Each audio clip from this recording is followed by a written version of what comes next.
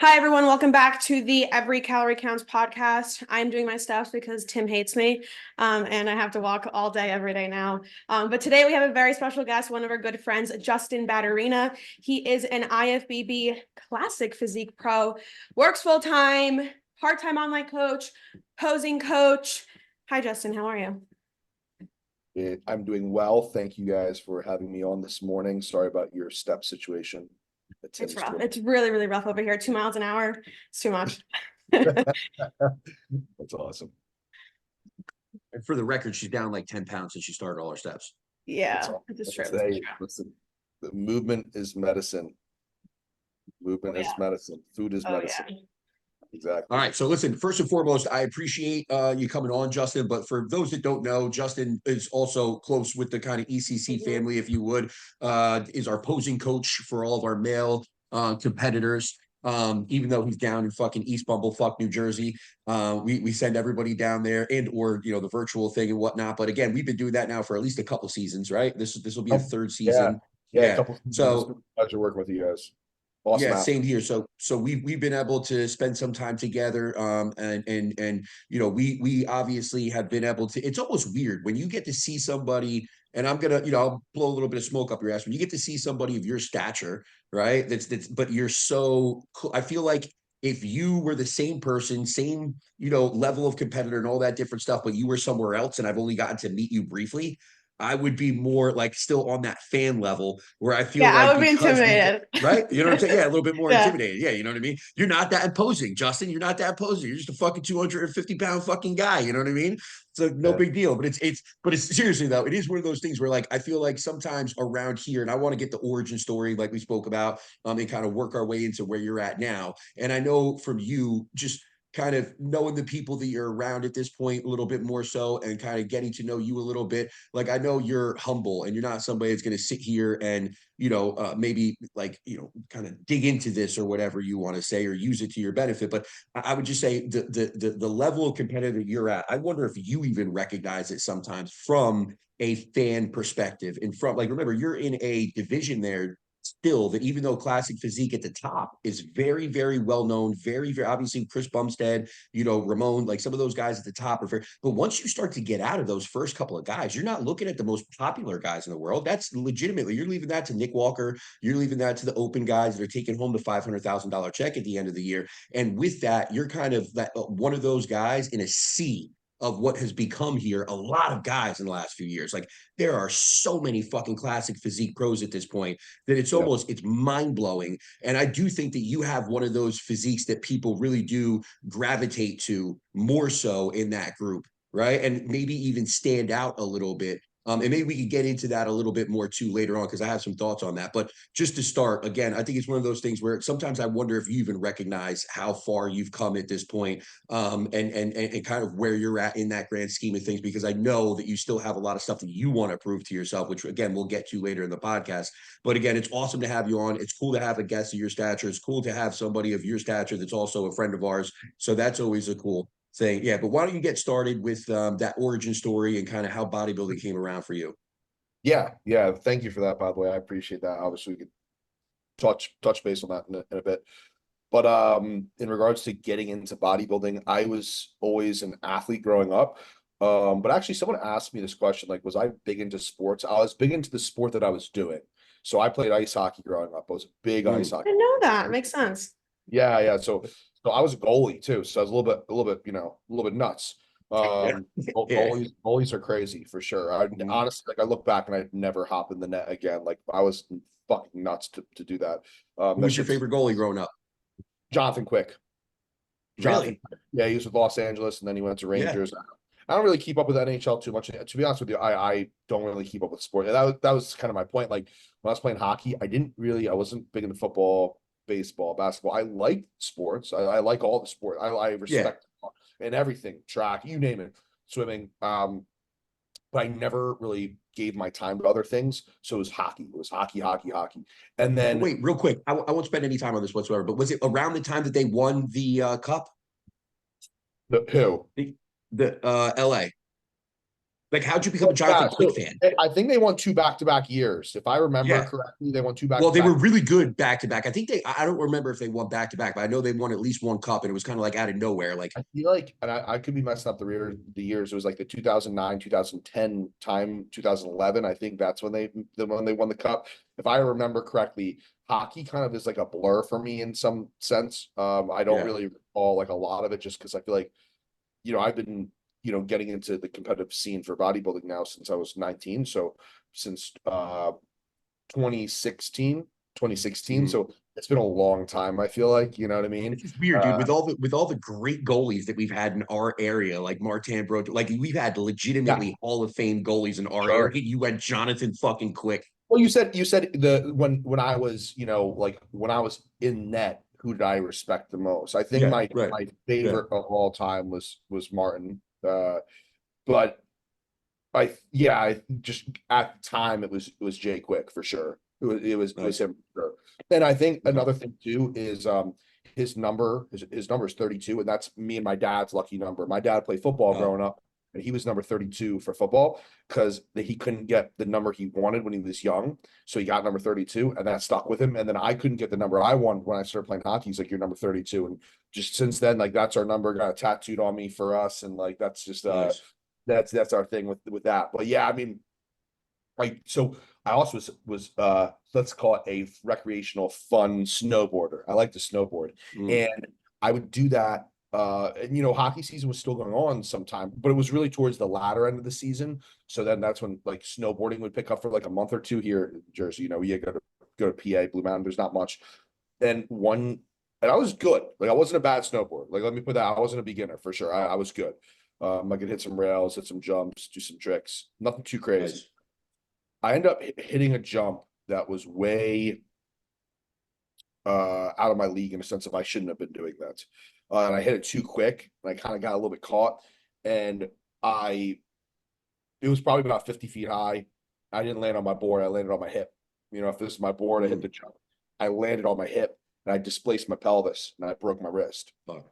That ended hockey for me. But I was already on the way out of hockey, to be honest with you. I was starting not to love it anymore.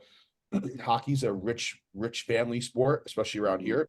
And my Mm. family was not rich. And I was spending my summers from a young age, like 13 years old, working as a greenskeeper on a golf course, worked in a restaurant with my father on Saturday nights when he was being an expediter for the kitchen. I'd be a busser from a young age because I was tall and I kind of looked a little older, so I can get away with it. But I was always working, and I got so pissed because I'm like, I'm the goalie. So when these guys fuck around on the ice, it impacts me because if there's a 2-on-0 or a breakaway or whatever, Mm. my stats are messed up. Colleges won't look at me, and I had a few look at me. But like I was tired of feeling like I was the one putting in all the work, and no one else was. And I played with a lot of kids who came from families with money. They took it for granted. They didn't train with the strength conditioning off ice like I was. I was taken very serious. I was probably the strongest guy on the team as a goalie. That's not how it should Yeah, be. yeah. Um, No. and I got into lifting. And when I injured myself and I was bed rest from the accident, I was chilling on the couch. I put on Netflix. I saw Pumping Iron, and I was like, Mm. "Huh, interesting." Like, let me watch Pumping Iron. So I watched Pumping Iron. I was fascinated. This was the same time Generation Iron came out as well. The first one, I watched that. That's where I learned about Phil and Kai. That's why, and I was like, "Holy, what the fuck?" And then I was messing around on YouTube, and I saw, if you recall, the men's physique guy at the time. He was really popular when social media kind of started to get into the industry. His name was Jeff Side, and like I Hmm. watched Jeff Side stuff, and I saw Jay Cutler, and then I saw Dorian Yates, and I was like, "This is what I want to do." And as soon as I was injury free, I really put an effort into weight training. I already had a good foundation from hockey and from strength conditioning training from hockey, and took about a year and a half to like train before I did my first show in October of 2016. That's where it started for me. And I did that first show with a little bit of assistance from a strength conditioning coach from hockey, but he didn't know much about bodybuilding. So like we kind of finessed the diet ourselves. I did research, he did some research.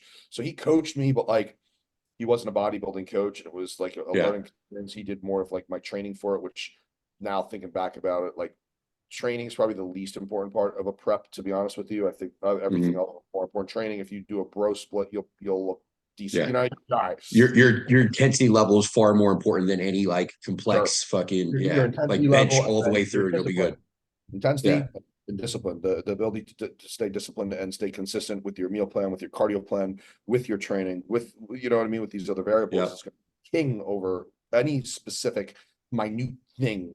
Single arm pull down. I know people are gonna say shit though, just so you know, like this is, and I don't think Marina ever has to deal with this either. It's me that has to deal with it. I get the DMs from people that are like, you said this, or this. Like, just so everybody knows, it has nothing to, we're not saying training isn't important. We're saying during a prep, it's going to be more main, especially that first prep too. Like, what are you really trying to maintain tissue wise? Like, most of us have like maybe a decent level of tissue at fucking best. And I'm only giving credit to that because clearly it's Justin that we're talking to here. So you're only trying to sustain that level of muscle tissue through that first prep. But to his point, the hardest part, especially that first prep, is getting through that concept of like being food focused and like, you know, dragging ass on certain days, not feeling your best, and like trying to stay away from things that you've built comforts around and yada, yada, yada. So again, and Justin, I'm sure you'll back me up on this, so it's not just me saying, but like the point there was not that training isn't extremely important to bodybuilding. It's just we're talking about that first prep and or prep in general. Like it really becomes more of one of those things where we're trying to sustain what we've built through the hard training overall seasons. Yeah, I think and like, you know, not to kind of say it like this, but the level that I'm at, training is a lot more important because there is minute details that like I'm being judged on a professional stage to get to the Olympia, right? So minute details in training at this point are important. But in the first show, people are like, what do I need to improve? And I'm like, everything. I'm like, everything, bro. I'm like, do a push-pull leg split, do a bro split. When you diet down for your first show, you'll see what's smaller than others, or you might not, because you might be small all around where you need more shows. That was me at my first show. I needed to improve everywhere. I didn't have a weak point. You know what I mean? Everything was weak. So that's where I did a bro split and stuff like that for the first couple of years to see like, okay, my back needs more. Okay, my arms need more. Okay, this needs more. So yeah, training's very, very important. But for your first show and for even at my level, like training, I'd say is probably the least important of every part of my prep. When I say least important, it's still 100% important. Everything needs to be perfect, but my diet needs. I would be more stressed if I missed a specific meal in prep, or like I was doing a little less cardio or something like that. I'd be more hyper focused on that stuff than like my workout just wasn't the best and it felt a little bit off. You know what I mean? Or I just didn't have the energy to push through the workout, and I knew that towards the back end of it, it lacked a little bit. I know I would much rather make sure checking off the box with cardio in my diet. That's kind of the spiel. And then, I mean, that's how I got the bodybuilding. That's kind of, that. Nice. All right. So that's our intro story. So now obviously we're going to fast forward a little bit here because you went from stepping on stage there to eventually becoming an IFBB pro. Actually, let me ask you this off the top. How old are you right now? I'm 27. I'll be 28 in a month. Wait, when's your birthday? June 17th. Nice. Fucking Gemini. I knew I liked you for a reason. There you go. And I don't know any other sign whatsoever besides my own. So like, don't get me wrong. I don't give a shit about like Gemini or Scorpio or anything like that. Are you late June? Yeah, I'm early June. I'm June 5th. Are you a Gemini? Yeah. You just made it then, right? Like, what is it like? Oh, maybe it's like no, he's not on the cusp. I think before is May something to like May.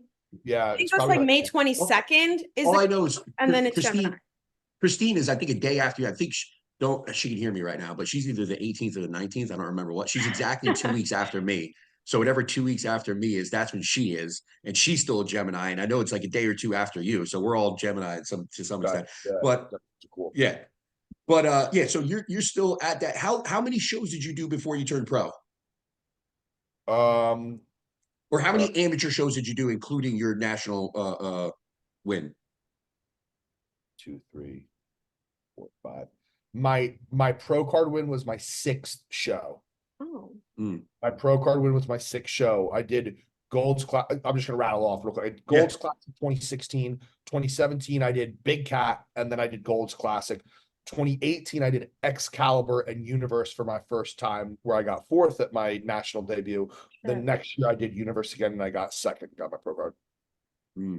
That Gold's Classic, man. That's one I got a lot of memories at that doesn't exist anymore. Yeah, that one.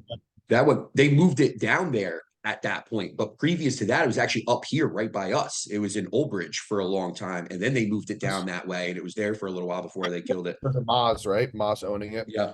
He runs that kind of show. So yeah, it came to Lenape, which was like 15-20 minutes from where my mom lives in Marlton. So great memory there. Great memory at Big Cat. Great memory winning my, fun fact for people. If you can count my pro card win as a win, even though it was a second place in the class, right? Due to top two. I've only won one show out of my whole competing career, which which is an interesting fact. I've only won 100%, which was Excalibur in 2018. I won the overall. That did Universe 2 weeks later, where I got fourth in my national debut. So and then obviously getting that pro card, if you consider that a win, it is, but like, it's second place. It's second place. So you only have one first place victory out of your entire amateur. That's actually kind of crazy because amateur and pro out of all of it, I have one bodybuilding win. Yeah. And see, that's another one where it's like we were talking before the call kind of about like the bodybuilding landscape right now and all the voices that we have and everybody that we can listen to, but then so many people that you probably shouldn't listen to. One of the standard concepts out there, and I know I even tell my clients, like, hey, listen, we'll go to a national level stage when you're ready. And like, I don't need to tell you when you're ready. Like, you're going to know because we have X amount of first place trophies. Like, even somebody like Marina has like, she's competed fucking like 4 times and has like 3 overalls. You know what I mean? And she's never stepped on a national level stage. Where I win, but I'm not ready to step on a national stage. And I do feel like guys are different. Where like, because there is so much more competition and more think about it. With guys. But think about it. The bottom line is you win. Classic would be a good comparison in the sense that at least in my opinion, and you can speak on this too, Justin, if you want, but like Classic is really going to come down. In fact, I've seen some people win amateur shows where it's like, how the fuck did we talk about muscularity and conditioning winning shows? But yet you could walk away from an amateur Classic show and it's just the guy with a physique that fits that Classic concept that wins. And he is nowhere near Anthony Gonzalez. Perfect example of this. You see the show that he did, the guy that won his class, Anthony took like 6th place. Anthony is one of the better posers that I know from a Classic perspective. He was fucking killed. They fucking nailed his peak. Like, he did bodybuilding that year. You know what I'm saying? Like, he did that shit. And he did it really well at a really high level. And somehow he took 6. And the guy that won looked like he was maybe still 4 weeks out. Like, that was his 80% look to qualify, and that he was going to pull another 20% in 6 weeks to be able to hop on a national level stage. You know what I mean? Like, it didn't even. So again, in my opinion, Classic's one of those categories for men where you can get away with your shape, your symmetry, especially on that really low amateur level.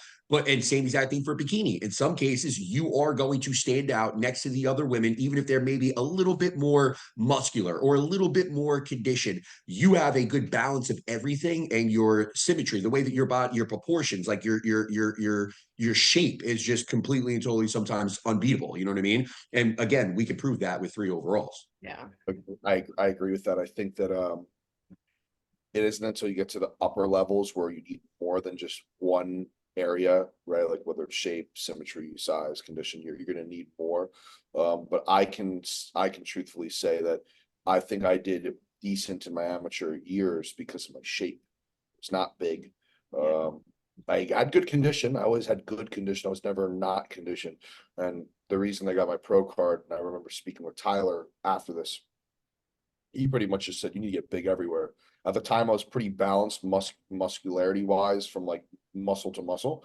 But I was completely peeled for the show. I had really good shape, and it made me look just as big as some of these guys with the super small waist, the vacuum, how I was posing and presenting myself. So, but now if I was that big right now, I'd be getting smoked at this level. So you need more than just that. If you have really solid shape, it's gonna look best no matter what. I mean, like shape is something that you can't really like teach. You could work on to some degree with bringing your waist in, bringing more width and whatnot, bigger sweeps, your legs. But overall, like structure, I should say, structure will make your shape, will impact your shape. So how 100%. You're just made up, like kind of we were talking off air, like some people have it, some people don't, right? Yep. You work around it visions for sure, but yeah, shape will always help you get to the top. It's one of the things that you can't really structure, you can't really work on. Kind of just born with it, you know? 100%. Yeah. And that's, in my opinion, again, we'll talk about this a little bit more. I feel like that's kind of like what they've put out there, especially on the professional level, based on placings, based on some of the winnings that we've seen, is that shape is going to be extremely important in that classic division. Structure is going to be very important as it relates to that classic division. And it's almost like, to me, don't get me wrong, you've seen people win that don't have the best shape and structure. I can think of a couple guys off the top of my head. I'm not saying it's impossible. I'm just saying that at that high level, those guys are going to win more often, even if maybe they're not the most muscular or they're not the most conditioned. Those guys are going to get a level up in terms of placing because of structure, et cetera, et cetera. And again, look at a lot of you guys that are at the top that have a lot of the fanfare that would be considered favorites going into the show. You guys, including yourself, all have a good level of shape and structure and all that different stuff. There's not, honestly, off the top of my head right now, who's a guy that stands out from like a top 5 to like even a top like 8 to 10 range at the Mr. Olympia or Arnold that doesn't have great, like those guys I feel like are gone. Like the Arash Rabar, right? Am I saying his name right?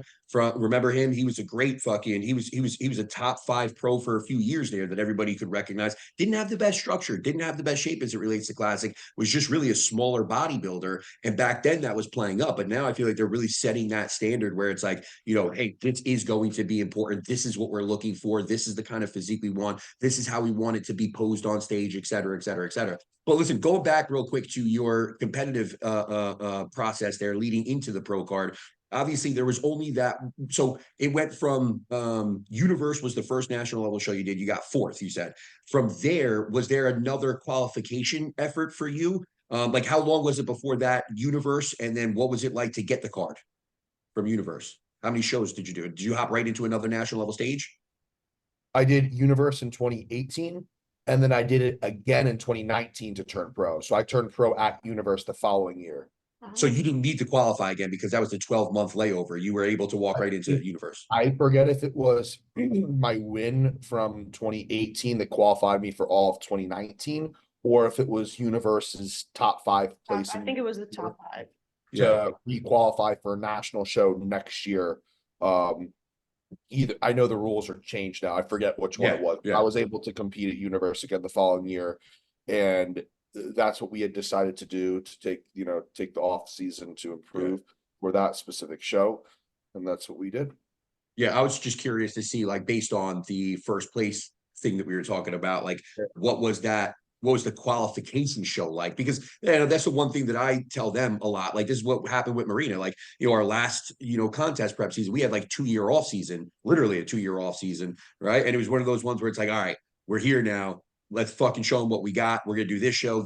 We're going to hop on a national level stage. And like, that was the goal going to prep. And then we recognized at that second show that we did, because I like to set it up where like, I know the level of talent that's for the most part coming into certain shows, especially when you've been around for a long time. We have one that's local to us. It's been around for fucking years. And it's just turned into like, it's a nice show to get your feet wet again, especially when you've been off stage for 2 years, or a beginner show or whatever the fuck you want to call it. But that was like the real qualifier. And obviously we went in there, got our overall. Then we went to PA Muscle, where it's a little bit more, a little bit of a higher competitor quality, but I would say even more than the quality of it's just more people, right? The more people you get, the more likely it is to get 1 or 2 people that are going to walk in there and be good.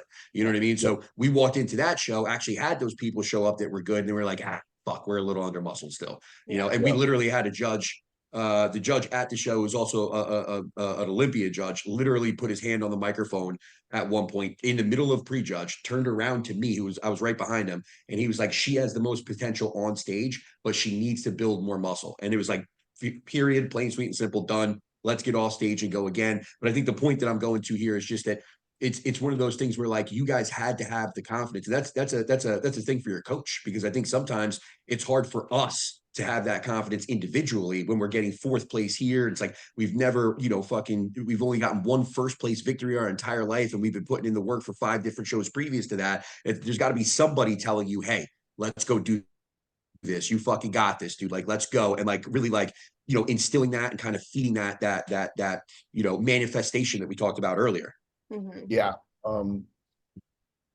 It's a great point, because a lot of people would probably have, like you said, plan to do some other shows, rack up some other wins and whatnot.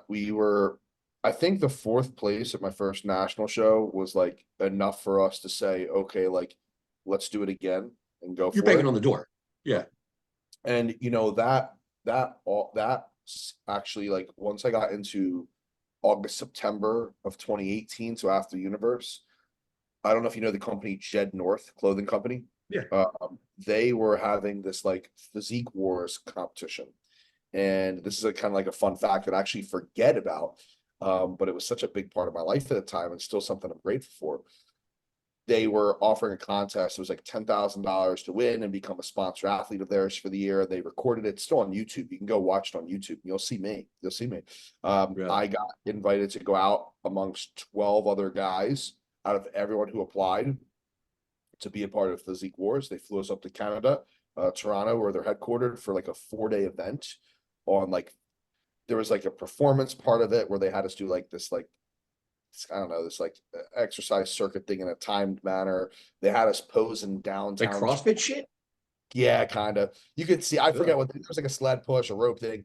They had us pose in downtown Toronto. They had us pose in front of Cody Montgomery, Paige Hathaway, because they were Oh, that's general cool. at the time, and then Amber, he's a coach up in Canada. Yeah, I know him. I ended up winning that. I ended up winning, and there was a voting part of it too. So, and I won, I think, 2 of the 3 or 4 things we were judged on up there. And there were some great guys there, and then I won the voting. Everyone voted for me, and I ended up getting the full sponsorship from Jed North in 2019. So that was something else that built up confidence. That was announced in January.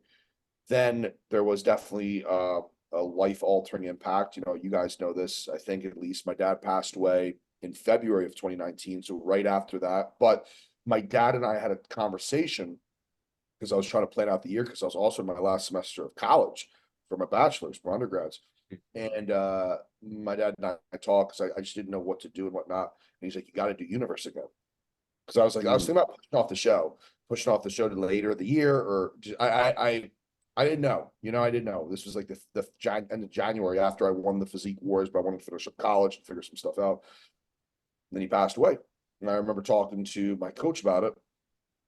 And he's like, you know, Justin, whatever you are comfortable with doing, we're gonna do. But if you want to do Universe, like, you know, like we discussed and like your dad said, because my dad was like, do it again, go for your pro card then. You're so close. Let's do it. We have to get ready. So we started our prep. And so I had that fuel, that motivation. That was a very difficult prep. There was a lot going on there for sure. When he passed away, we lost his house, had to move back in with my mom, commute to, you know, I was living with him at the time, so I had to commute to school and to work down. Like it was just I didn't know all that. I didn't know that you guys were living together, that you had to move back with your mom and all that shit. I did not know that. So yeah. I grew up living with my mom. My parents divorced from a young age. Cordial and whatnot, thankfully, and stuff. And as I got older, definitely cordial still. But like when I got into college, you know, my dad lived about 10 minutes from Rowan, about like 5 minutes from my 2 jobs at the time. I was working 2 part-time jobs while going to college. So living with my dad, it made sense, you know, Washington Township, Marlton, big time time difference in terms of commuting and traveling to work and school. So I lived with my dad pretty much.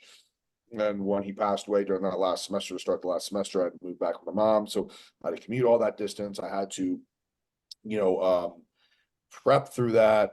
Other things happened that prep leading into that show. So do you mind?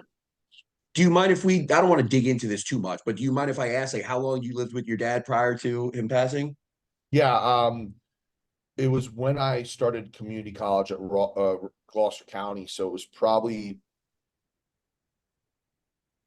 going into 2016's fall.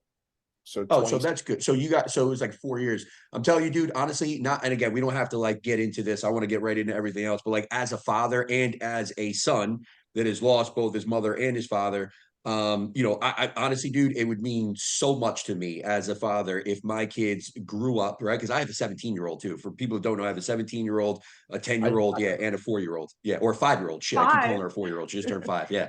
So like if and right now I'm going through it with my 17-year-old where I grew up and she was a daddy's girl. She was an absolute, so is my youngest daughter now. Like, and my wife will even tell you, like, absolute daddy's kids. Like, I got to change the diapers. I got to do this. I got to do that. I got to sleep with them at night, like, the whole nine. Right.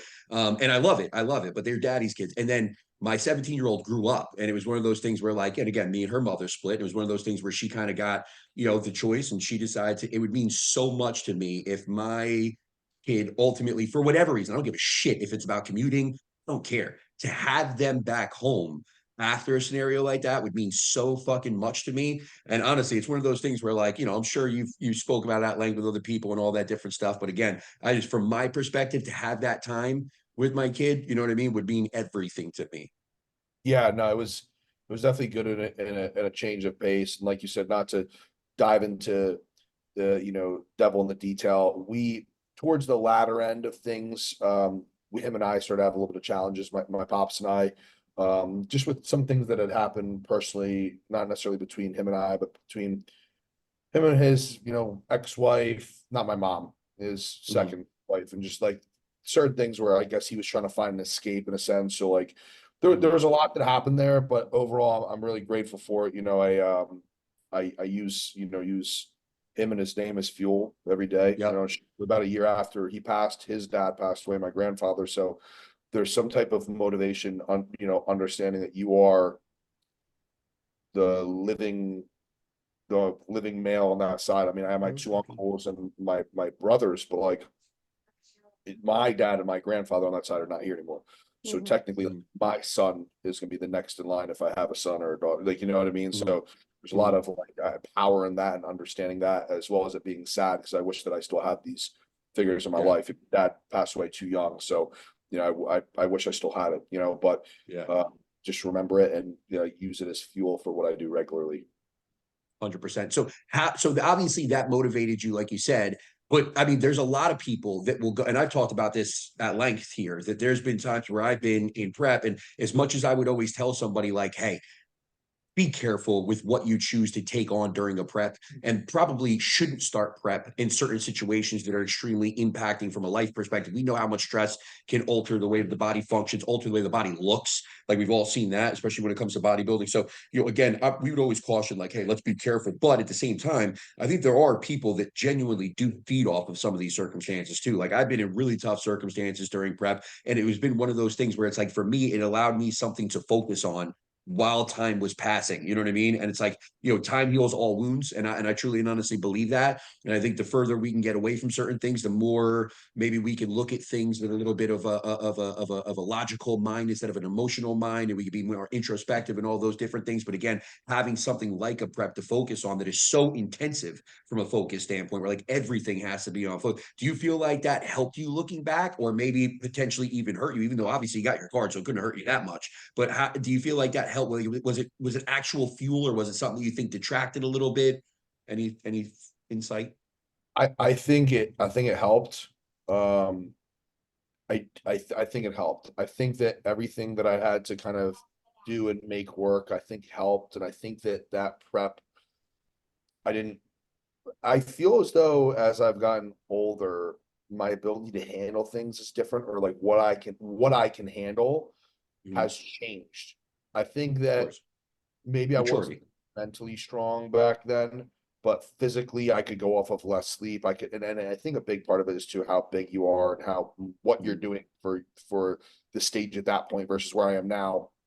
Where I think about the lack of sleep at the time and the just go. Right now, I would fall apart. Right now, I could not physically keep up with that demand. Listen, I'm training way harder now. I'm way bigger and whatnot. I can handle things mentally better now than I could in that prep and then. However, physically, if I had to go and do as much physically then as I am now, now as I was then, I would far. So I think just like what I've been able to handle has changed a little.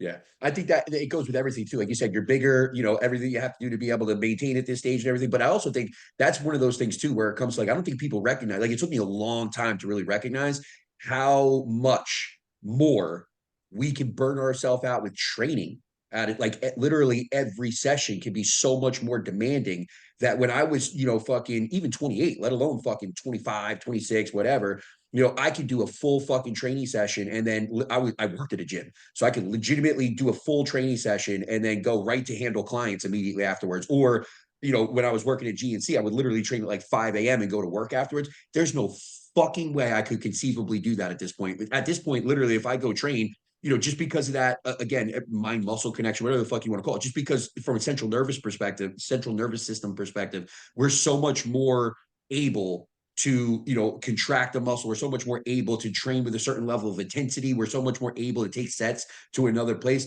Fucking after a training session now, you need like a fucking hour and a half just to fucking like get your brain, back in fucking order. And it's like, that's a taxing thing. It really is. Like physically, it really does take a different toll on you. And I recognize that the older and older I get, it's not that I'm physically older, even though that's true too. And there's definitely things you have to look out for as you physically get older. And everybody will come to, that place. And I know Steve will be, I'm 31 years old, I'm falling apart. Motherfucker, you're going to feel like shit in 4 years. Trust me, like this shit is coming. It doesn't hit you until you're like 35 in all earnest. But, the reality is that is shit that you do notice as you get older. And then once you turn a corner, you can start to, again, get more introspective and realize like, fuck, dude, like it really is a different, and people talk about that and you hear it, but you can't really conceptualize it until you get to that place where like, wow, there really is a difference here between me throwing fucking, whatever, fucking 4 plates on a barbell and squatting that for a few reps back in the day. It's almost like we're just fucking going through the motion and fucking like we want to train. We're intense. Like it's hard. Like, I'm not saying it's not, but it's almost like we're fucking filled with so much piss and vinegar that you just make your way through it like a fucking bull in a china shop. You know what I mean? And then later on, you're actually training the muscle that you're trying to train, and it becomes something that's a completely and totally different experience that becomes harder and harder and harder. And I would imagine, especially a guy like you who's been able to build so much more tissue, you probably got to that level far earlier than I did in terms of being able to train at that level. But again, let's stop getting off track here because we only have so much time left and I don't want to keep you too long, but I want to know, we're fast forwarding a lot.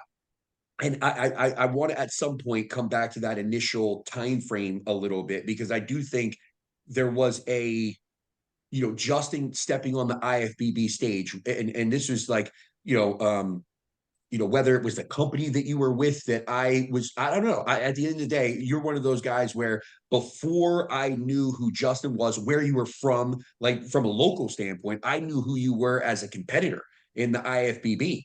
Right. And that was my first introduction to you. It was like, oh, who's this dude with the fucking beautiful hair? But like seriously, with the hair and like the fucking, the physique, the structure, the posing, like you just like, so again, I think from that even initial IFBB season, it was one of those things where you have that, and I'll be 100% honest here, you're not the fucking same fucking classic physique guy that has the tiny, tiny fucking waist that's black, that has crazy fucking proportions, and genetics. That's a very real thing. And I know people might want to turn that into something that it's not, but at the end of the day, that is a very real thing, and it's very repetitive at this point to where it's like it's almost like fuck, dude, you do stand out for maybe just whatever your hair or who you are as a person in terms of like your look and your fit. But at the end of the day, you do stand out. Period. Plain, sweet, and simple. Done. Stop. And I think you have developed some fanfare there, including but not limited to your first fucking season as a pro, which is rare. A lot of people don't stand out that well their first season as a pro. But I want to jump right to, getting into last year because I feel like that initial season, like you built up so much to the point where I think last year there was that kind of feeling around Justin getting onto the stage that it was almost like, hey, this is a breakout year for you. Like go out there and fucking do it. And then obviously, I'm sure you felt that to a certain extent, but I'd want to hear like how you felt going into it, if there was kind of a little bit of pressure as far as that's concerned. But then obviously you go into the first show and, things just don't go as planned. You want to walk us through last season a little bit and tell us how that went?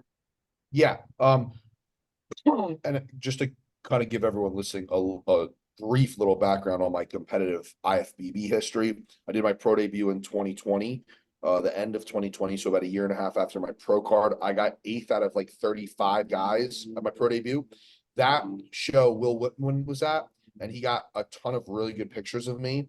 I actually shared one yesterday, and I think that's where people started to kind of see me and what I'm looking like. So I think around my pro debut, even though I wasn't like anything crazy, special, big, that's when that, you know what I mean? That's kind of when people started to see it. So then my next year, and if you hear my work computer, I apologize. It's right here and something's going off and I don't know why. Don't worry though, no one's calling me. Yeah. I still work a full-time job, everyone listening. So then the following year in 2021, I got third place and second place. So I was working my way up. My physique was a lot better for my pro debut, but still not to like what it is today. I truthfully can confidently say this unbiasedly, and I don't have a lot of self-confidence. I've leveled up tremendously throughout my professional career so far. From last year to this year is another story we'll get into. So took 2022 off. 2023 I did where we're up to now.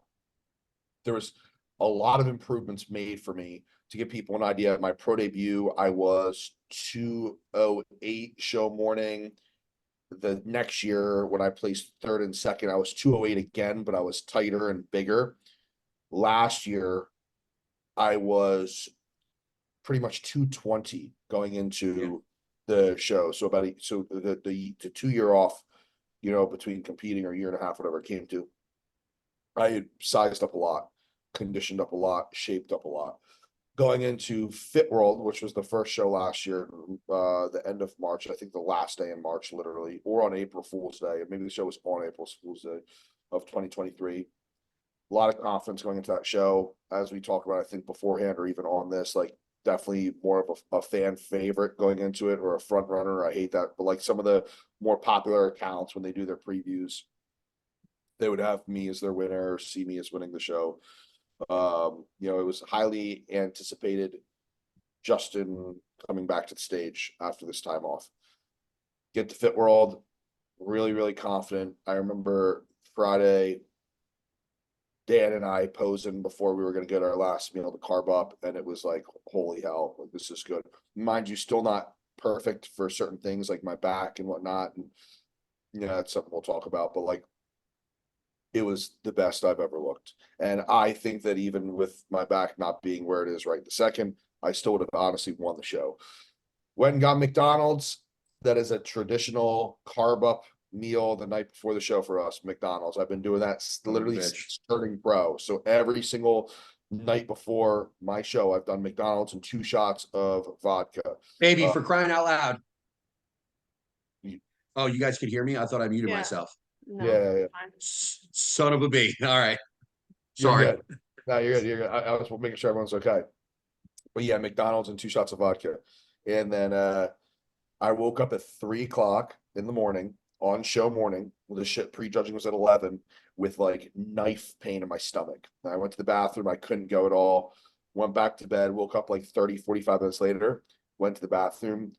Sorry if it's, TMI, but started coming out, one end like crazy, and then started coming out the other end like crazy. And I just couldn't stop for about 30 minutes, and literally it sucked every little bit out of me. And my coach, at the time's thinking, man, we might need to go to the hospital.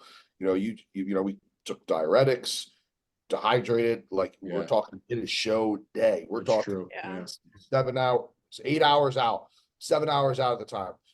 So I'm nuts. And I say, Dan, just let me sit down for a little bit.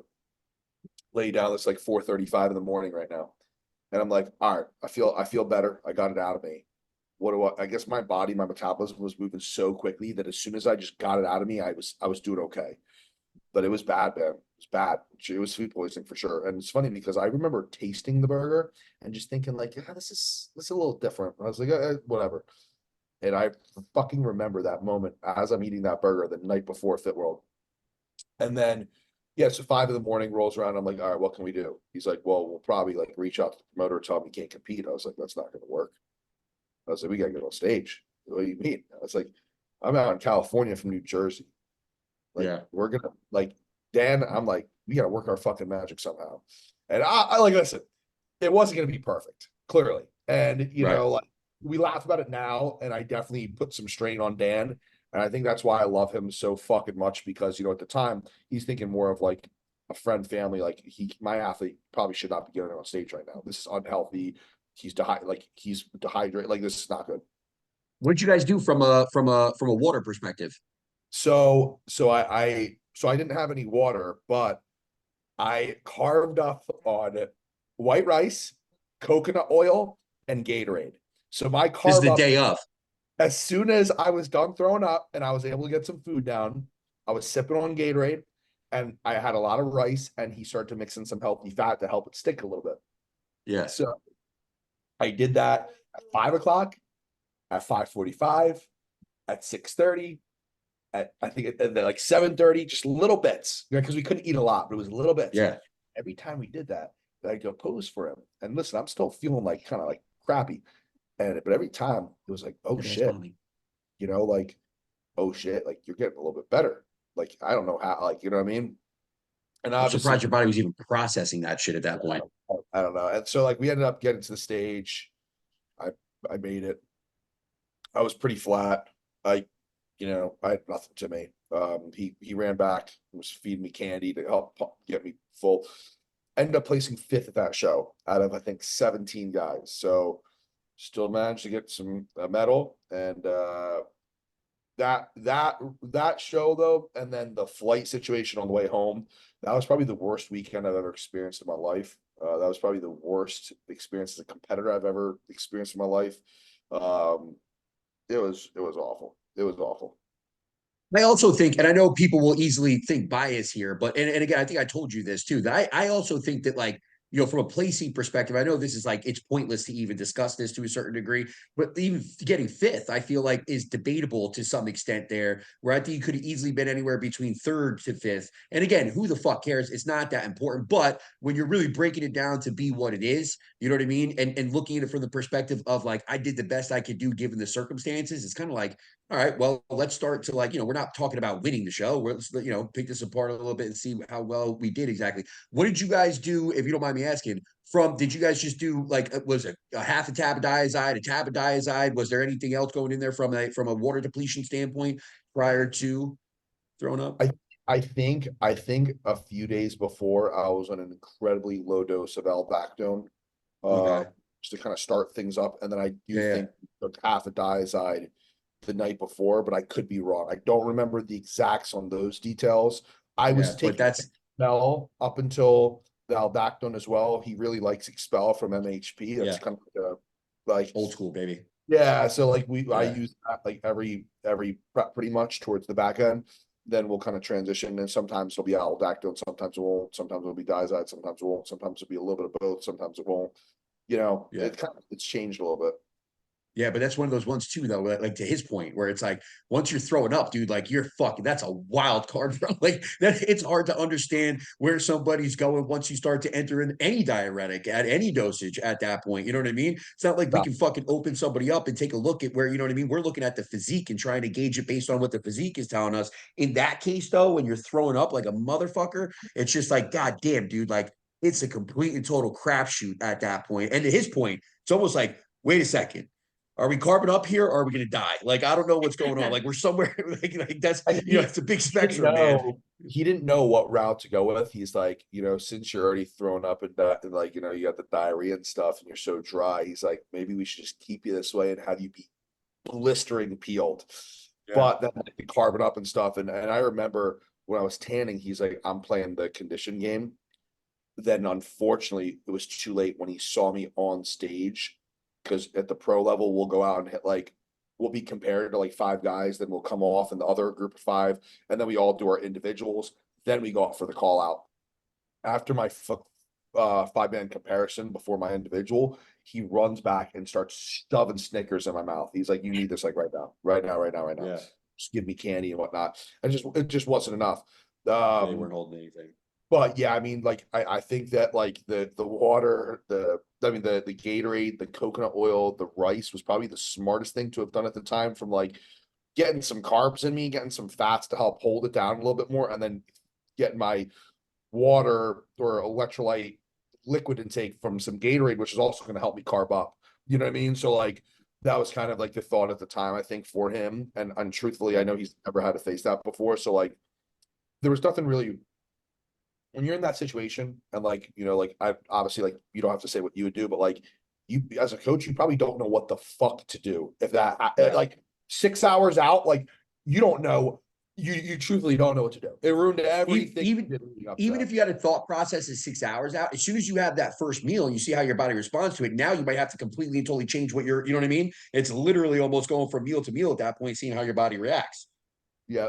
Do you look back at that situation and think positively of it at all, or are you just like, that was fucking horrible, I'll never do it again, like blah blah? Because honestly, from my perspective, like of course everyone around our area, we were rooting for you, gunning for you, like it was so exciting for us to like see how you looked leading up to that show, and then hearing what happened, it was just absolutely gut-wrenching. Like I don't remember how I found out, but like for like an hour I was like, are you fucking kidding me? I was like pissed off. I was genuinely pissed off, and like not for nothing, like not to put light on it, but it almost like from a fan perspective, it made me more excited for you for like your next show, next season, whatever. So like, how do you view that situation now? I laugh about it, and I laugh with Crystal about it. Like, just like I said, it was probably the worst weekend I've ever had in my life. It really calloused my mind, and that's something that I kind of quoted and spoken to myself. I heard that from, I think, David Goggins a while back, and after that show, because a lot of people don't know this too, they know what happened at the show, but they don't know what happened after. Yeah. So the Sunday on the way home, I get a text message that my flight was canceled. And we're out in Anaheim, California, right, to get back to Jersey, right? My connection was in Dallas, Fort Worth. Apparently there was bad storms, like very bad storms. Mhm. Dan and Umar, who flew out with me, they got out super early. They made it home and they made their connectings. They were fine. My flight got canceled, so I had to rebook, and it would get me on the same connecting flight. But my flight from Cali just kept getting delayed and delayed and delayed and delayed to the point where it's like 4 hours delayed. By the time I got to Dallas, Fort Worth, I missed my connection. They said, we have two options. We can get you to Chicago and you'll get a flight home tomorrow morning, or we can get you to Columbus and we'll get you a flight home even earlier in the morning. So mind you, this process was from about 11 a.m. Sunday, the day after the show, to Monday morning when I got home at 8:30 a.m. So I actually slept in Columbus's airport Sunday night, and people might not know that story. Like I had all my meals for Sunday, but I ended up, just with all the delays and whatnot, landing in Columbus's airport around 1 in the morning, and my flight back home to Philly took off at 6:45. I remember going to the gate for my next gate, and no one was in the airport. And I remember security came over and said, "Yeah, you got to get out of the airport." I'm like, "What? I have a flight here in 6.5 hours." Like they're like, "You have to get out behind TSA because you have to re-go through TSA in the morning." I'm like, "This is fucking ridiculous." So I found a couch that was a big, long, circular couch, and some dude was sleeping on the other side. And I'm like, "Well, fuck it." I got on the other side of it. Like it was a big like U couch. So like he was over here, I was over here. We were nowhere near touching. It was just a big couch. Right. And I slept there for like 4 hours. I slept on the couch. It was very homophobic of you to say it like that, just so you know. We know you were snuggling. we were cuddling. So wait, were you by yourself, or were you with Crystal at this time? You were completely by yourself? She couldn't go to that show. I was by myself. Oh my God. Dude, honestly, if anybody's ever competed before, you know that once that show is over, all you want to do is go. It's almost like immediately after prejudge, and you kind of know where you stand. It doesn't matter if you fucking won or not. Like you don't even want to stay around to get the fucking trophy. Yeah, just give me it so I can go home. I just want to relax. Well, even if you're still competing later that year, so you're not necessarily getting to quote unquote eat. You just want to go home and relax. You just want to get off your feet. It's been, it's the mental stress. I wanted to. What was that? I wanted dude, to have to sit around in the airport, because it's not just like that sucks. And I'm not saying it doesn't, but it's the entire stressful amount of events leading up to that where you can't shut your brain off yet. Like your brain was just on overdrive, especially for you with everything that happened. And now your brain's got to stay in this working environment because you have to handle this shit. It just sucks. There's no way around that. That doesn't suck. But so now, what are the conversations like with Dan and with whoever you're confiding in, Crystal, whoever it is at that point, to say like, because I can guarantee it, by that time you're almost like, dude, I want to shut it down. I'm done here. Or was it more along the lines of like, I have something I got to prove this year. I know I got more. Let's go do it. Like, what was the conversations like about the rest of the season there? So the plan going into that season was to do Fit World, Charlotte, and Pittsburgh Pro. Oh, it was. All of those shows were 3 weeks exactly apart from one another. So Fit World was 3 weeks before Charlotte. Charlotte was 3 weeks before Pittsburgh. So the plan was, this was a fluke.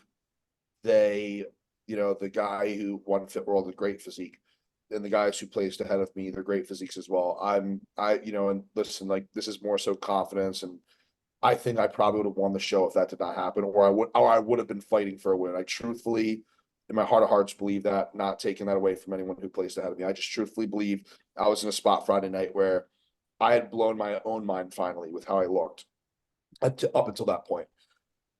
So the goal was, all right, we're going to go to Charlotte.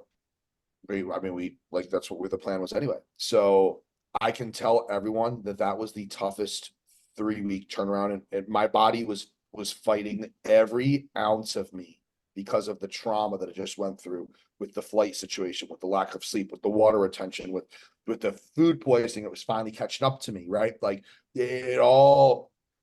my body was fighting. And I remember telling Dan, like, I'm scared that I'm not going to look good for Charlotte, because my body was astronomically fighting him too. And he didn't tell me this till after Charlotte. He was worried too, because it's like your body is just not cooperating like it does. Because my body, he knows my body. I'm with the same coach, fun fact, for 7.5 years. Dan has been coaching me since right after my very first show. I met him at my first show. He had other clients there. I've been working with him ever since. 7.5 years with the same coach. He knows my body well. That whole thing really tested him and tested me. And it wasn't until about 4 days out from Charlotte where my physique started to make drastic changes regularly. Like it was steady up until then, but like we didn't think it was going to be enough. And then when we were 4 days out, we're like, oh shit, okay. Started to pop around. 3 days out, we're like, oh, whoa, okay. 2 days out, what? And you know what I mean? And then it got to a point where I'm 1 day out and I'm like, we're probably right around where we were for Fit World. I do believe that I was better the day before Fit World than I was the day before Charlotte. Obviously, I was better on stage at Charlotte because of not having a food poisoning. Yeah. But I do think that the Friday before Fit World was the best I've ever looked.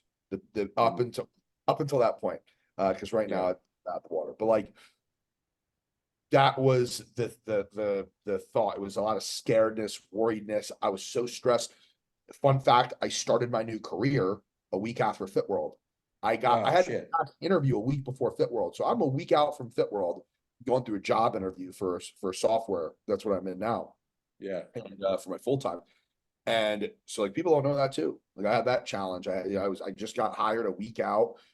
I started a week after that show, which was 2 weeks out from Charlotte. So I was like, there was so much going on, right? My body, my mind, like it was a mess. But once I got to Charlotte, because my coach lives about 40 minutes from the venue, so I just stayed with him. We got a lot more confident. And it wasn't until like once we were like a day out from Charlotte, we're like, okay, like we could get this. Like we could. And then Charlotte, I got second place. Definitely a kick in the nuts. I think hearing me get called for second place at Charlotte was more of a nut kick than Fit World, because at Fit World I was like, well, there's literally nothing I can do. Yeah. It's a very valid excuse as to why I'm not going to win today's show. I know there's literally nothing I could have done to change that outcome in the time that we had. And I'm very incredibly blessed and proud that Dan thought about my health at the time, but at the end of the day, I kind of pushed him to, it's like, let's get on stage. So like he thought like, okay, I need to just fill him up with some Gatorade, some rice, some Coke, and it kind of worked. It worked. It brought me back to life a little bit, right? But like Charlotte was a different story, and I remember my body was just ready to rock, but it was a nut kick, getting second place at Charlotte. And after that, we talked to Tyler backstage. He told me what I need to do because Tyler had judged it. So we decided to shut it down and not do Pittsburgh because I knew I was not going to be where I needed to be. I couldn't bring up what he told me to bring up in 3 weeks. In 3 weeks, yeah. Right. Well, I'm curious what he actually told you to bring up. But first and foremost, I just want people to understand, like people have to realize, like if you give somebody, there's going to be people where you give them a half a tab of diazide, and they might need an entire month to get their body back in line afterwards in terms of it looking 100% on point. Like you end up with an imbalance there, that especially when you're on diet and you're not somebody that's going out and immediately fucking shoving everything in their face. You're on a diet because you're trying to improve or you're trying to stay within condition. There are people who literally take time. I think that's what happened with me and Bernard this go around. We did a fucking mock peak, whatever it was, like 3 weeks out, and I literally could not get his body to fill back out after, because it was the first time.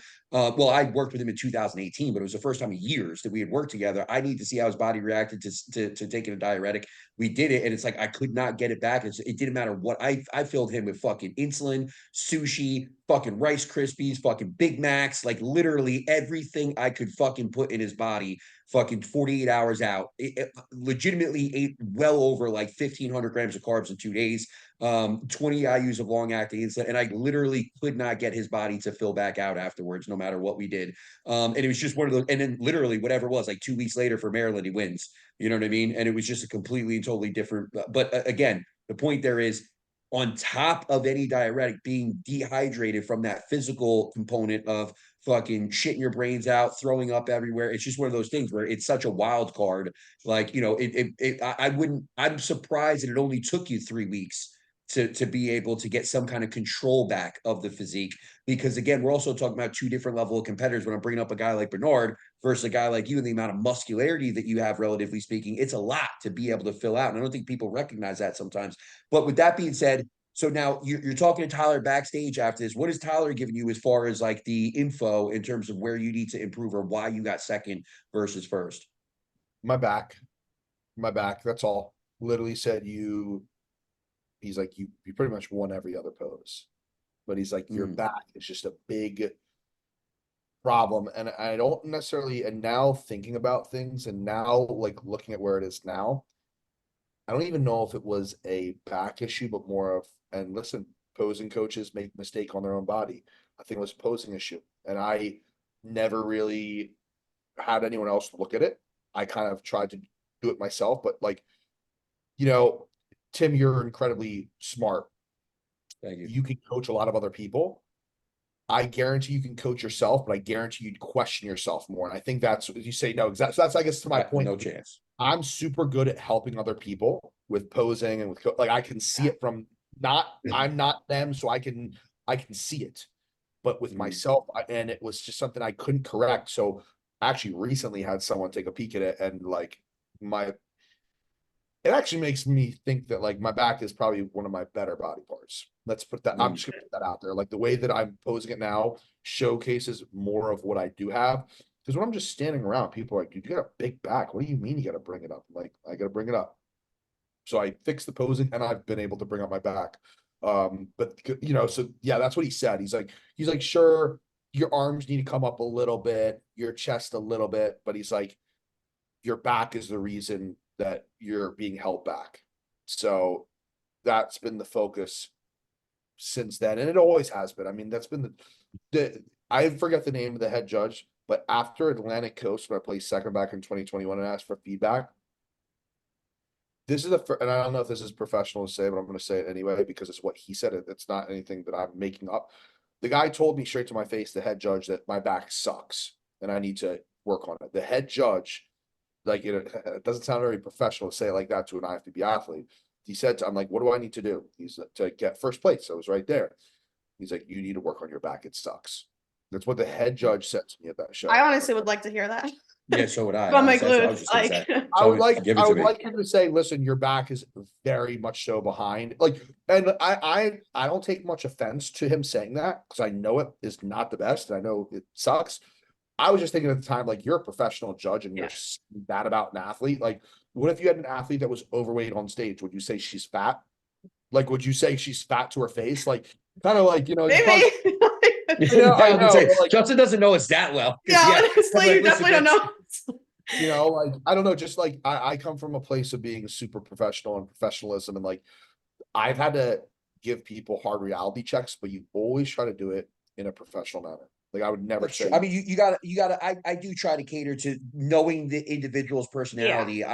I would try to, you know, yeah. But obviously, he doesn't know you in that way. I just honestly, judging perspective, you as a coach to your client, that's fine. Yeah, that's true. That relationship, but like, Judges Like, don't know you. Yeah. yeah, like you're a professional judge. You should probably not be saying that to an athlete. You know what I Yeah. mean? That was my only, my only thing with that. But yeah, I mean, that's what Tyler told me to work on. That's what I've been doing ever since then. That's what kind of told us to shut it down. And looking back at the pictures, it definitely is the opposing thing. And like, my back is okay, but it was just opposing thing. And it makes it look like it's not a good back.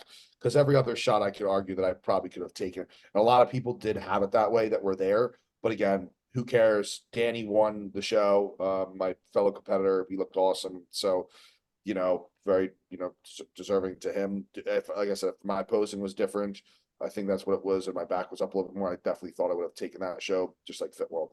So I've had these, 2023 was definitely like a callous the mind season for sure. That was definitely, I don't want to say it's my toughest season competing, because like what happened with my father and that prep was definitely, you know, that was definitely more of a mental challenge. I think 2023 was more of that physical challenge we were talking about. That Yeah, like it yeah. was tough for me to keep up with physically. A lot mentally was going on with my new job, with what happened in Fit World, with the thoughts of going into Charlotte, with, I'll be straight up with you, with what people were saying online, even though I'm kind of inactive on social. I don't really go on social media too much. I do, but like I don't compare to a lot of these other people. But see comments and stuff that people were having about me after prejudging at Fit World, and like I'm like, man, these people don't even know what I just went through. These people have no idea. They're like, I almost didn't compete. And like my coach almost took me to the hospital. Like they don't know.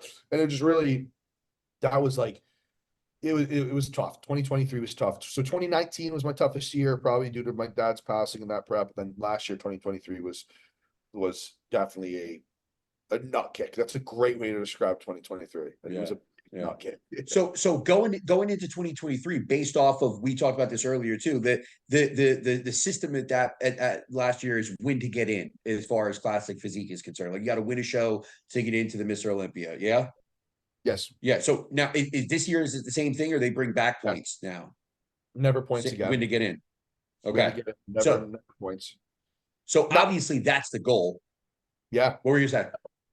I was just gonna say they won't be doing the point system again. I said like never again. Like I don't think they're doing it again. They did have the point system, but up until 2023, it was once 2023 started, no more point system, because I think there's more shows, so more people qualify. Yeah. Not trying to have more people, the top 3 in points. Like they didn't win a show.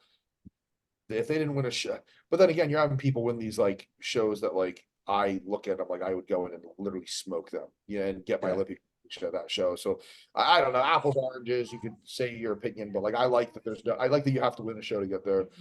That's how it is. That's what it's going to be for this year, and you can plan week with to get there.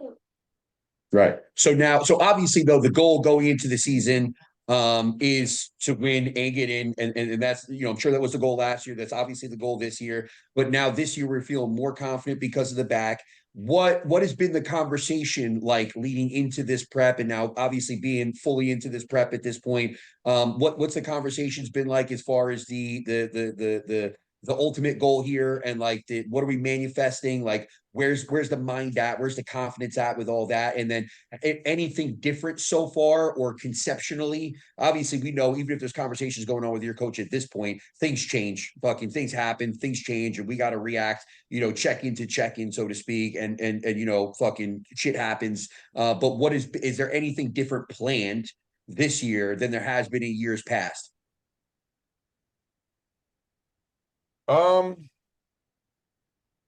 So a big difference that we made in like December, was bringing someone on to do my training program. I saw that. What are you working with, Nick, right? I work with Nick Clough. Yep. I work with Nick.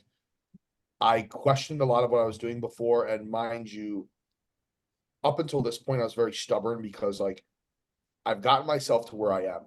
My coach and I converse about my workout programs, but I like to program that myself. I like to try different things out. So I found what worked for me and what helped me from like when I got my pro card up until like 2023. You can't deny the progress I've made, but there was still something missing, and I just needed to, find some extra assistance with that. Find some extra assistance to help me with my weak areas, to help me with volume, help me with frequency, help me with this stuff. So hired Nick, and it's been very, very beneficial. So that's something we've done. Something else we did do this off season. So when it comes to like food and stuff like that, like nothing real different. Like people are very hyper focused on asking others about their diet. Like I like carbs high, proteins high, fast mod. Like you know what I mean. Like it changes. My coach has me eat rice instead of potatoes. Like you know what I mean. Like, so Chicken, rice, olive oil.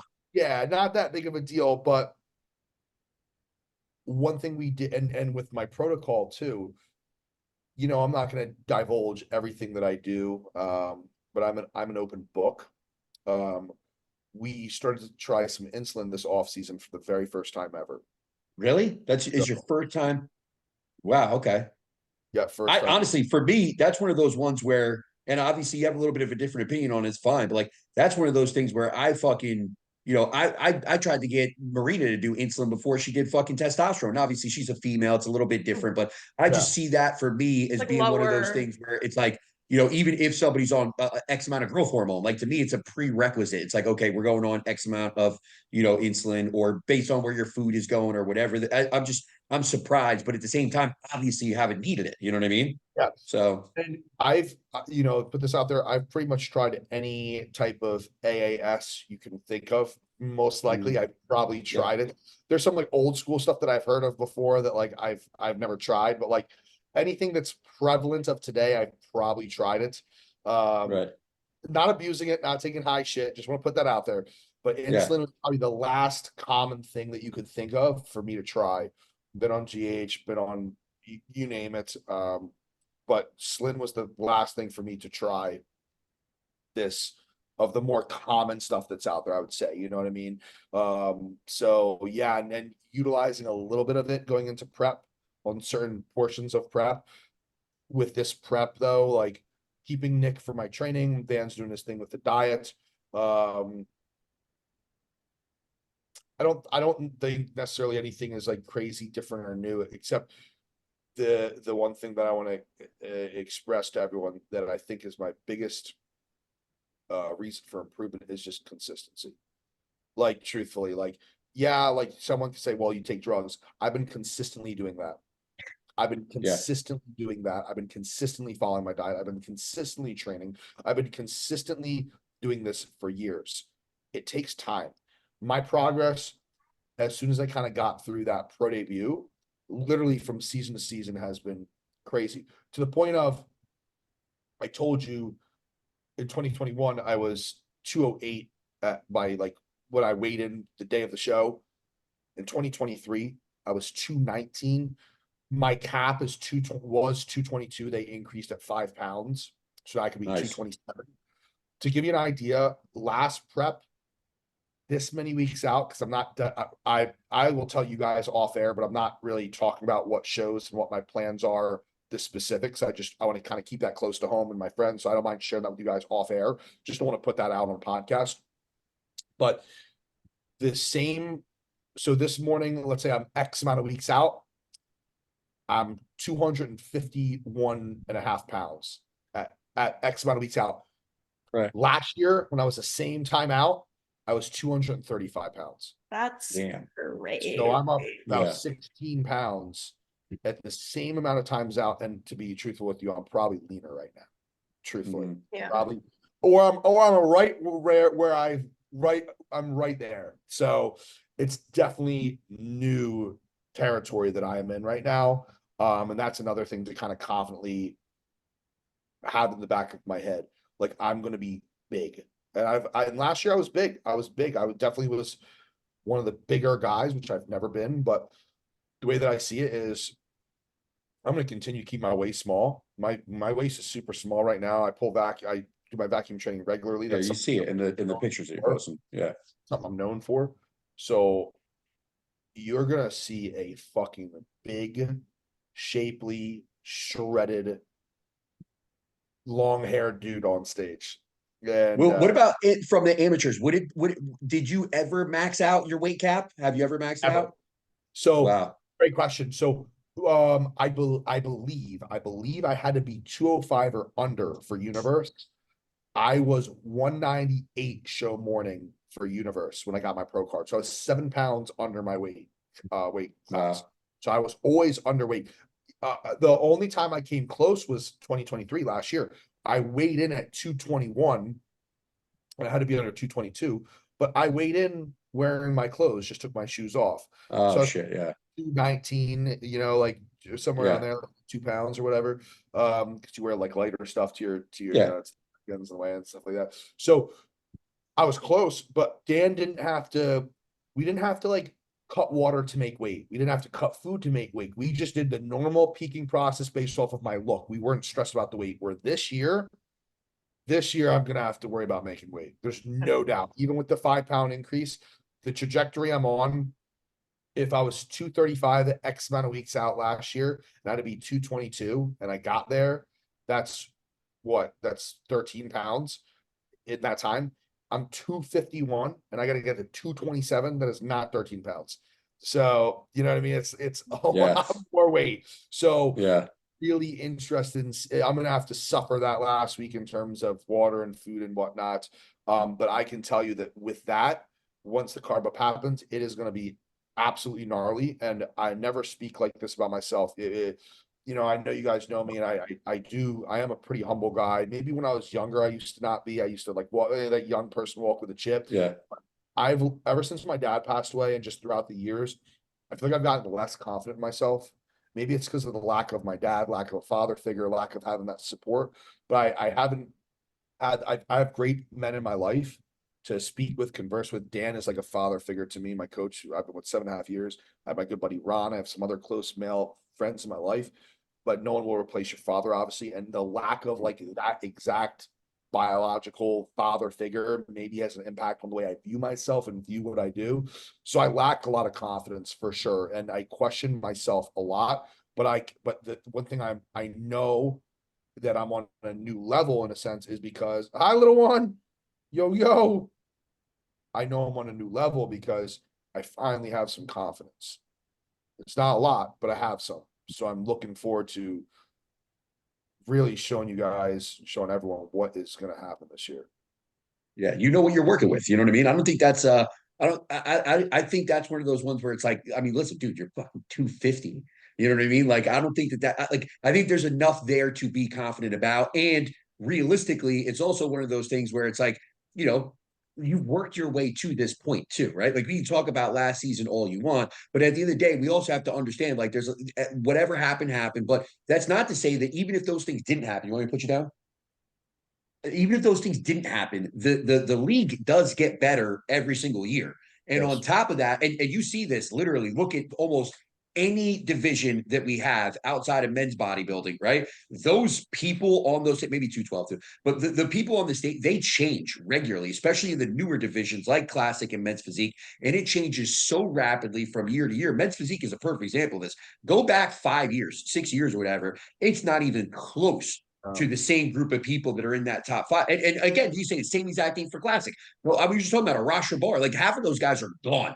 They're gone. They're retired. They're gone, and they retired at a pretty early age. And it's because that league, it's because the division developed so rapidly and so quickly. And now, again, it's just one of those things where it's like, you know, you're able to keep up. You know what I'm saying? Like, you've been able to keep up as far as your progress is concerned. It's improved as rapidly as the division has. And that's something to be proud of at the very least. You know what I mean? And obviously, when you're proud, you build a little bit more confidence. And I think I'm excited to see where you're going this year. But listen, we've kept you for way too fucking long at this point. I was late getting on too, so I apologize. But I appreciate you taking the time. I'm definitely excited to see where this year goes. But I would say to really kind of like put a cap on it, is there anything else that you want to add or that you want to say on top of that? Because I feel like we're abruptly leaving it with the situation of, hey, this is this year. I'm super confident and I'm excited to see where you're going with it. But obviously, we're not giving out any more details as far as show dates and things like that, which is fine. Anything else that you want to cap it off with there? Let's cap it off by saying let's touch base off camera about a reschedule right before the show. Nice. I'll I give love you, that shit. I'll give you an exclusive. And we'll do like a 30-minute, just like how you feeling and going, and you know what I mean? Because Yeah. I feel like this will be cooler for people to go back and watch. For sure. But no, I mean, I'm incredibly great. Like, I don't know. There's a lot on my mind all the time, with life. And I think that I'm proud of what I've been able to handle. Like I've been able to handle more mentally, if you recall, physically I feel more beat up because of just the intensity of what I do. But like mentally, I listen, like I was on a podcast with like Chaz, Geo, Umar, Asylum, just some you guys know. And I just talked about like, man, this is tough. Like it's tough to do this at a top level. People don't understand the stress of being a professional. Like, listen, yes, it's not paying my bills, but there's a lot of stress and pressure knowing you're right there. Like, if I was an amateur who I maybe was at my age, or I'm getting older, and like I wasn't seeing it, it'd be easier to throw in the towel because like, what's this giving me? But like when you're right there and you have maybe not full confidence and belief in yourself, but a little bit that like, man, maybe I could be the best in the world. Maybe I could be a top 5 Olympia for years to come and make bodybuilding my living, make it support my family, make me, like you weigh heavy. And but like people want Matt, no, like I have a full-time job in software. I do coaching and posing. I have dogs to take care of. I have a woman to take care of. We want to look into a home. We might think about a kid in the next couple years, realistically, just due to timeline situation. There's a lot on my mind, and I can say I've been through a lot. I know people have been through more, but I'm really proud of the man that I've turned into over the years with what I've had to battle with. And I believe that it gives me strength. I believe that it gives me the ability to persevere. I believe it gives me the ability to stay disciplined, on track, consistent. And I believe that it's going to enable me and empower me to present to you guys something on stage this year that's truthfully like one of those what the fucks. That is the goal. I want to be able to listen. We talked about off air, we talked about like what the goal is, like keeping people safer versus like this is the goal, like we want to be the best in the world. I want to be the best in the world. I got into this sport to be the best in the world. I did not get into this sport because of someone I saw on social media or getting into it for the wrong reasons. I'm really hard on people who are newer to this, who kind of make excuses and whatnot, because I'm like, you don't understand. I know I'm young, just like maybe some of these people, but I'm a lot more mature. And I've been going at this so consistently since I've started. I have not been off. I have not fucked around. I've taken every off season seriously. I am one of the most consistent people that I know. And I'm proud of that. And I'm, like I probably have never said that on air before, but I'm proud of who I am. I got to give myself a little bit of credit because it's been fucking tough. It's been fucking tough. Right. It's not been easy. And I don't know what this year holds, but I keep my head held high because there's a lot going on that I got to worry about every single day. And I keep showing up. So to end on that, everyone who's watching, grab your popcorn, enjoy what I'm going to show you guys. I can't make any promises. The only promise I can make is you're going to be seeing a leveled up Justin. No doubt about it, based off of where things are now versus where they were last prep and what I'm able to do. I'm confident that I'm going to blow out my physique from last year. Whether that's good enough to get a win and get to the Olympia stage and get to top 12, that's that's Dan and I's goal, is top 12 Olympia placing at our Olympia debut. It's a lofty one for sure. In class, you know what? Like, why not me? Yeah, 100% doable. 100% doable. I also think when you look at it, that was a great way. That was a fucking perfect way to finish this off. I just want to throw out there, fucking, Wesley Vissers. You know what I mean? Like, yeah, you look at a guy like that. He's a guy, he's been around for fucking, feels like since the fucking inception of fucking Classic, but really like, even last year, literally go back and look at his shows last year where I'm looking at his pictures because I followed Wesley for a long time. I know a lot of people just, came up. He's one of those guys, like I was told Marina, and I forget who else we were talking to about it, maybe Steve, but I followed Wesley for a long time. And he was one of those guys where it's like, even last year, I was looking at his physique by himself. I'm like, oh, dude, he looks fucking good. He's peeled. He's with the Boss Outlaw guy. Like, he's fucking killing it right now. And like, I'm thinking he's going to fucking destroy it. And then somehow hops on stage and takes fucking 5th place. And it's like, wait a second, what the? And then obviously you see on social media too, everybody's talking about he's getting robbed. He's getting robbed. Like, for a guy like that to then come back right? And hop into the Arnold Classic and then fucking kill it the way that he did. Like, dude, you got to keep knocking on the door. That's it. You got to keep knocking on the door. You know what I mean? You guys like you guys have it. It's just a matter of keep doing the work, keep knocking on the door. It's that's it. That's it. So you got to put in your dues. The most important thing I said here, and this will be the last thing I say, is I mentioned something earlier. I think the most important thing is showing up and staying consistent.